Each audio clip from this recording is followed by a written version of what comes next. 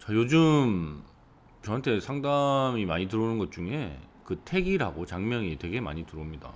특히나 저 애기들, 우리 집 애들 태어날 때는 자연분만이 돼서였는데 요새는 전부 제왕절개를 하다 보니까 기왕이면 아이에게 좋은 사주를 주고 싶어하는 부모님의 마음은 이해는 됩니다만은 어, 그 택일 관련해서 하나 말씀을 드리면 저는 이제 어쨌거나 부모님이 원하는 애가 이제 평화롭게 살기를 원하시는지 아니면 우여곡절이 많아도 뭐 세상을 호령하면서 살기 원하는지 그건 극명하게 갈리기 때문에 그걸 둘 다 만족하는 사주는 쉽지가 않아서 그게 왜냐면 이제 예정일이 있다 보니까 예정일이 보통 한 일주일에서 일주일 반 정도 되는데 그 사이에 뭐 날짜라고 해봐야 뭐 뽑아서 하면 몇 개가 안 나와서 그걸 선택해서 많이 뽑아 드리는데 여태까지 제가 태기를 해드린 걸로 보면 한 60%는 그 날짜 시간에 태어나고요.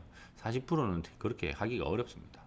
제가 항상 말씀드렸다시피 재벌집 정도 돼서 이제 의사들도 대기를 타고 있고 뭐 이렇게 하면 새벽에도 날 수 있고 뭐 날짜 다 맞춰서 뭐 이렇게 할 수 있는데 보통은 양수가 먼저 터지면 빨리 나야 되는 경우도 있고 그리고 의사들이 보통 낮 시간이나 자기가 진료할 때 하려는 경향이 많아가지고 딱 원하는 날짜 시간에 낳는 것 자체가 쉽지는 않습니다. 하지만 이제 뭐 노력하는 거는 당연히 좋은 거고요. 그 아이에게 그렇게 태기를 해서 사주를 좋은 걸 주겠다라는 의도 자체가 이제 그러면 좀 더 세상을 살아가기에 편한 성격 또는 그러한 역량, 능력 이런 걸 가지고 태어날 수 있게 해준다는 측면에서는 좋은 건 맞습니다만은 중요한 건 제가 항상 말씀드리지만 상담할 때도 건강이 제일 중요하기 때문에 그걸 무리하게 해서는 절대 안 되는 거고요. 그러면서 이제 장명 관련해서 좀 얘기를 하면 장명을 제가 이제 예전에 제일 처음에 8년 전에 이론을 배웠을 때는 일반 아마 요즘 시중에서 많이 쓰고 있는 81수 수리상명법이라고 그걸 많이 써서 저도 그걸 배웠었습니다. 그게 어떤 거냐면 이제 일본에 되게 유명한 장명가가 만들어 놓은 그러니까 그 한자의 획수를 조합해 가지고 그게 1부터 81까지 해서 그 획수에 따른 격이 있고요. 그 격 중에 대다수가 이제 홀수가 좋은데 그 홀수 격을 맞춰 가지고 이름 전체를 합친 총 획수 그 다음에 성을 뺀 이름을 합친 획수를 그 좋은 획수 숫자에 맞춰 가지고 태어나게 만들고 그 한자를 고를 때 음양 오행에 맞춰서 그 아이에게 필요한 용신이라든가 또는 뭐 조화롭게 만들어주는 그런 걸 맞춰서 하는 건데 제가 이제 박사과정 가서 대학원 가서 가장 크게 나 이거 정말 제대로 잘 배웠다라고 생각하는 것 중에 하나가 장명법입니다. 한자나 획수는 별로 인생에 중요하지 않아요. 예. 왜? 이름이란 거의 본질을 우리가 생각을 해보면 나한테 누가 불러주는 거예요. 나라는 존재에 대해서 각인시키기 위해서. 그래서 평생에 한 20억 번 정도 불림을 당합니다. 그래서 그 소리가 들어오는 거예요. 지금 제가 얘기하고 있는 이 음성이라고 하는 이 소리도 마찬가지로 이 진동되는 거잖아요. 공기가 진동돼서 퍼지다 보니까 에너지가 있고 이 안에도 나름대로의 음양오행의 기운들이 있습니다. 특히 제가 이제 그 대학원 와가지고 세종대왕께서 만든 훈민정음 해례본을 보면 이제 우리가 문자라는 건 두 종류가 있는데요. 표음문자하고 표이문자가 있어요. 표음문자라는 거는 우리가 말하고 있는 이걸 표현하기 위해서 만들어 놓은 문자들을 표음문자라고 하고 발음이나 말하는 거와 관계없이 그 문자 자체로의 의미가 있는 걸 표이문자라고 하는데 표음문자의 대표적인 것이 한글과 영어입니다. 알파벳. 그 다음에 표이문자의 대표적인 것이 이집트 상형문자와 중국 한자입니다. 근데 이제 재밌는 거는 영어나 한자나 뭐 상형문자나 이런 건 되게 오래됐잖아요. 그리고 가장 최근에 만들어진 문자가 바로 한글이에요, 한글. 그 이후에는 어떤 문자가 만들어진지 잘 뭐 누가 뭐 이상한 거 만들었더만. 근데 뭐였지?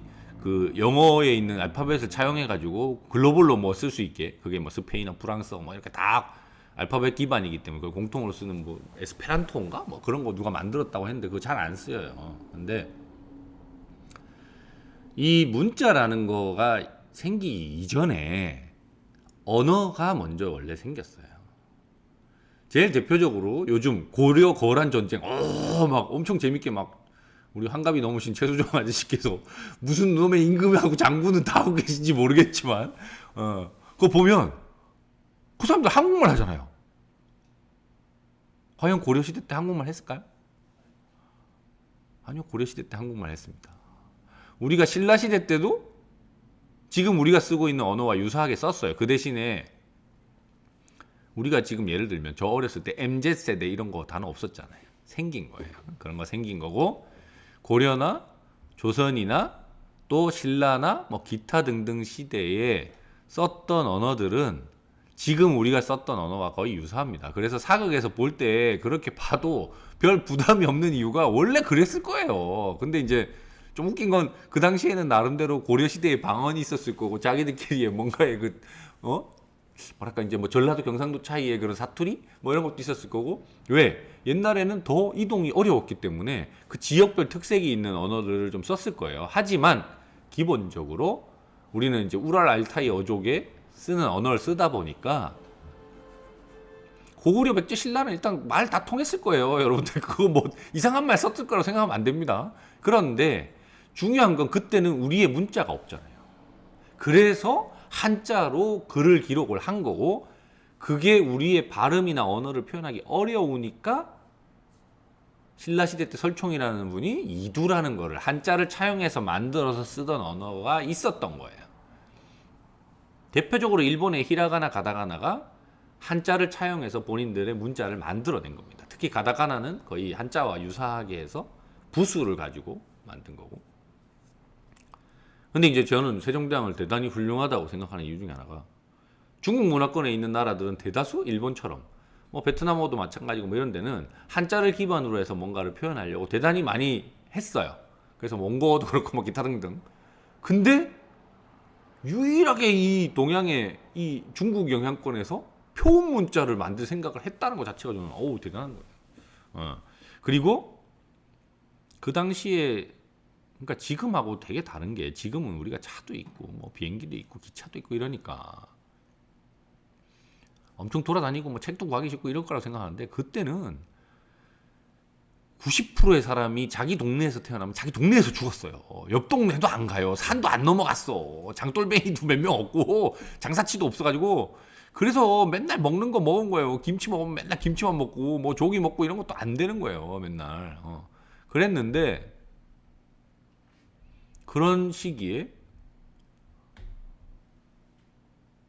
글로벌로 존재하고 있는 그런 의문책을 다 모아가지고 본인이 분석을 해서 그걸로 만들어낸 거예요.